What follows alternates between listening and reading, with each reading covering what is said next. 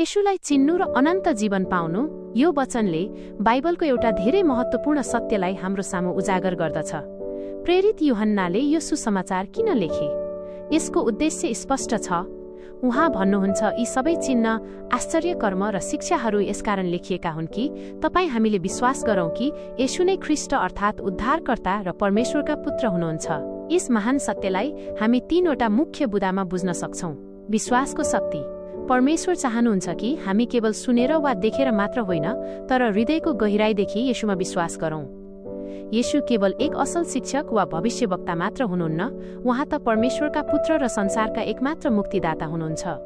यो सत्यलाई हृदयले स्वीकार गर्नु नै साँचो विश्वास हो। येशूको चिनारी ख्रीष्ट शब्दको अर्थ हो अभिषिक्त जन, अर्थात् परमेश्वरद्वारा मानव जातिलाई पापको बन्धनबाट बचाउन पठाइएको प्रभु। उहाँ हाम्रो मुक्तिका लागि आउनुभएको मुक्तिदाता हुनुहुन्छ। अनन्त जीवनको प्रतिज्ञा।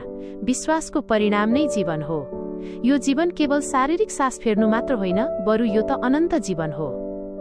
जब हामी येशूमा भरोसा राख्छौँ, हामीले आत्मिक शान्ति, नयाँ आशा र परमेश्वरसँगको एउटा अटुट सम्बन्ध प्राप्त गर्छौँ। निष्कर्षमा, परमेश्वरको वचन पढ्नुको मुख्य उद्देश्य ज्ञानको भण्डार भर्नु मात्र होइन, तर आफ्नो विश्वासलाई बलियो बनाउनु हो। जब हामी विश्वास गर्छौँ, तब मात्र हाम्रो जीवनमा परिवर्तन आउँछ र हामी परमेश्वरको नजिक पुग्छौँ। त्यसैले आज यो वचनले हामी सबैलाई एउटा प्रेमिलो निमन्त्रणा दिइरहेको छ। येशूलाई चिन्नुहोस्, उहाँमा विश्वास गर्नुहोस् र उहाँले दिनुहुने अनन्त जीवनको आनन्द लिनुहोस्।